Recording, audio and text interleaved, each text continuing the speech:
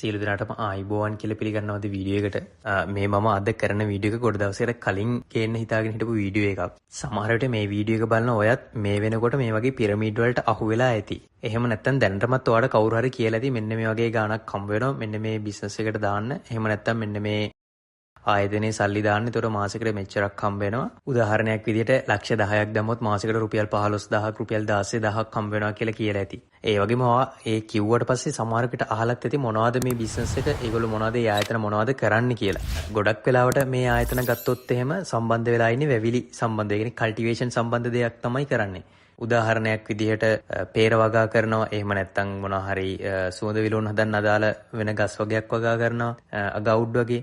එහෙමත් නැත්නම් තවත් මොනවා හරි පළතුරක් කියලා කියනවා. හැබැයි ඒවා විනාඩි 5ක් කරගෙන චුට්ටක් හිතලා බලන්න මේගොල්ලන්ට මේ ගාණ දෙන්න පුළුවන්ද කියලා. ඒ කියන්නේ උදාහරණයක් විදිහට රුපියල් ලක්ෂ 10ක් ඒගොල්ලෝ ගාව ඉන්වෙස්ට් කරනවා නම් ඒ ලක්ෂ 10න් වගාවක් කරලා ඔයාට මාසෙකට හරියටම රුපියල් 10000ක් රුපියල් 20000ක් අනිවාර්යෙන් ගෙවන්න පුළුවන්ද? සාමාන්‍යයෙන් නම් එහෙම ගෙවන්න අමාරුයි.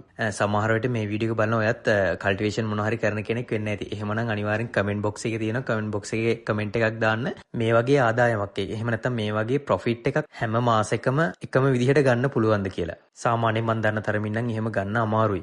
ඒක නිසා පුළුවන් තරම් තමන්ගේ බිස්නස් එකක් තමන්ගේ දෙයක්. ඒ කියන්නේ මහන්සි වෙලා හම්බ කරන දෙයක් කරන්න try කරන්න පුළුවන් තරම්.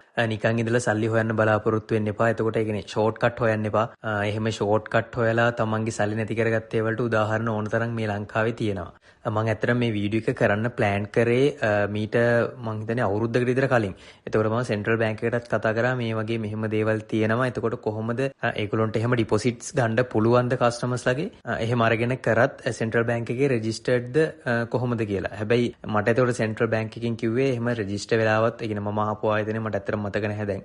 ඒ ආයතනෙත් එහෙම රෙජිස්ටර් වෙලා නැහැ කියලා කිව්වා. යාලා කෙලින්ම කිව්වේ මට මේ වගේ දෙයක් වුණොත් නීතිමය පැත්තෙන් මුකුත් ක්‍රියාමාර්ග ගන්න බෑ. මොකද කල්ටිවේෂන් පැත්තට තමයි ඔයගොල්ලෝ සල්ලි දාලා තියෙන්නේ. වගාවක් කරන්න තමයි ඔයගොල්ලෝ සල්ලි දීලා තියෙන්නේ. හැබැයි ඒතර වගාව විනාශ වුණා කියලා කියන්න පුළුවන්. මොනවා හරි වගාවට හානියක් වුණා කියලා ඔගොල්ලෝගේ සල්ලි ටික එතකොට ආයි නැවත බේරන්න බෑ කියලා නැත්නම් නැවත ඔගොල්ලන්ට මේ ආයෝජන ප්‍රතිලාභ විදිහට දෙන්න බෑ කියලා කියන්න පුළුවන්. ඒක නිසා තමන් ගාව සල්ලි ටිකක් තියෙනවා නම් එකතු කරගත්ත මේ වගේ වල දාන්න එපා. තමන්ට පටන් ගන්න පුළුවන් බිස්නස් එකක් තමන් මහන්සි වෙලා පොඩියට හරි කමන්නේ පටන් ගන්න.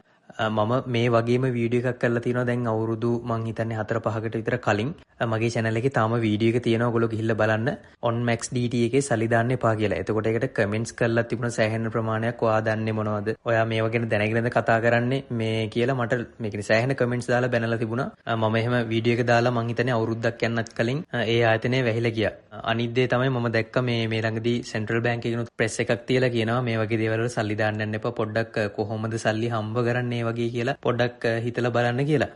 හැබැයි මම දකින විදිහට නම් මම පෞද්ගලිකව හිතන විදිහට නම් සෙන්ට්‍රල් බැංක් එකකින් මේ ඉන්නේ මේ දේවල් නියාමනය කරන්න ඕනේ. මොකද ඒගොල්ලෝ මිනිස්සුන්ට නිකන් මෙහෙමයි බල ඉන්වෙස්ට් කරන්න, මෙහෙම බලලා ඉන්වෙස්ට් කරන්න එපා. එහෙම කියලා මිනිස්සු දැනගන්න ඕනේ තමයි. හැබැයි එහෙම තේරුම් ගන්න බැරි මිනිස්සු ඕන තරම් ඉන්නවනේ. ඒකට තමයි මිනිස්සු ඡන්දෙ දීලා සෙන්ට්‍රල් බැංක් එකක් එහෙම නැත්නම් ගවර්න්මන්ට් එකක් පත් කරලා තිනතර ඒගොල්ලෝ ඒවා තීරණය අරගෙන ඒ අදාළ නීති රීති ඉතින් හදන්න ඕනේ. ඒක මගේ පෞද්ගලික මතය ඉතින්.